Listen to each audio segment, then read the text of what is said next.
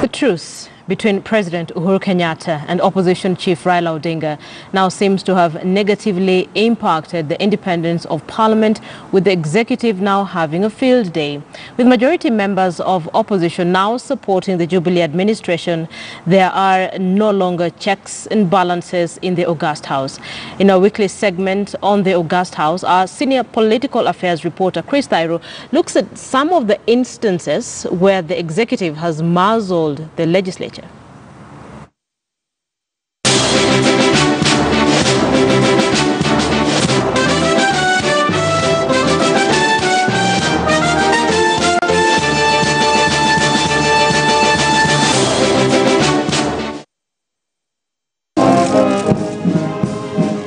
As President Uhuru Kenyatta prepares to address the nation Thursday next week, which is a constitutional mandate for the president to address Parliament in every new session,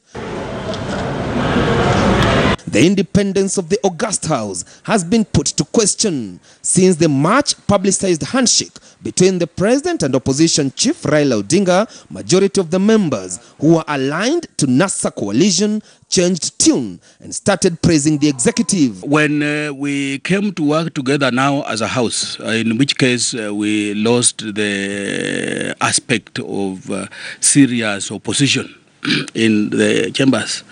It is the opposition who are now singing praises of the government, whereas they should be putting the government on their toes.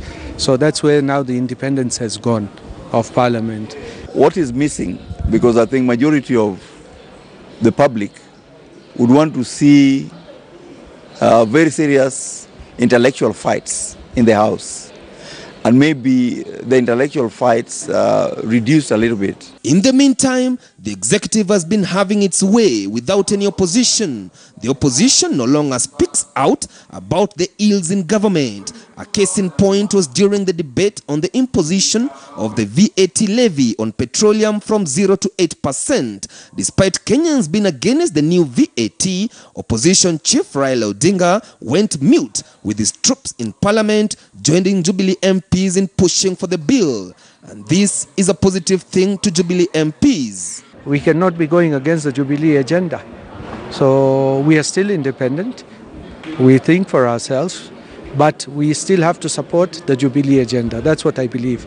The interest of members is already being taken care of, and that's why you've seen the lack of interest that we are currently experiencing.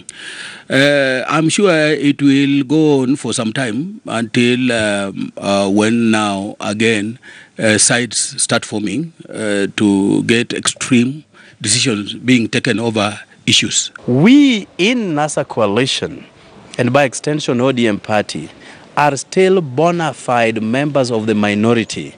And our main mandate is to check the excesses of the executive and point fingers where necessary. Last year, when Parliament constituted the House committees, the membership of those committees and their leaders was agreed upon at State House, with Nandi Hills MP Alfred Keter and Moiben MP Silas Tiren being forced to step down after members elected them as chairs of their committees against the wishes of the Jubilee Party leadership.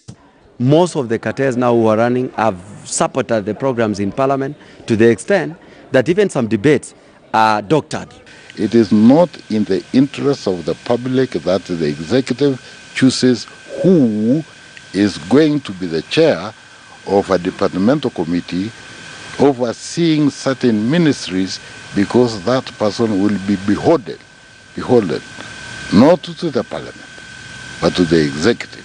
All the chairs and the vice chairs, majority of them, up to 85%, are members of Tanga group. So the Tanga cartels are controlling Parliament. I need to urge the members of Parliament that when they are doing their work, they ensure that they do it with due diligence, to ensure that Wajiko is getting the service that made them to elect you. Raila and Kalonzo have been Jubilee administration's fiercest critics during Uhuru's first term, but the post-handshake events between the rivals, the Building Bridges initiative, and the recent continental appointments have drastically altered the terrain. Basically, the whole opposition has died. I mean, when you hear the leader of minority together with his members, talking good about our DCI. I'm very happy. Wengi wanaenda tu wamepitisha vyenye kiongozi wa chama yao wanataka, na ndio bunge ikuwe mzuri, na ndio bunge iendelee, na ndio Kenya isaidike. Lazima tukue na opposition yenye inafanya kazi kuhakikisha it's keeping the government on toes. With the opposition having been dealt a major blow and parliament stripped of its independence, Kenyans have no choice but peg their hopes on the civil society, if indeed the government will be put to task on their promises and implementation of the projects. Chris Dairo, KTN News.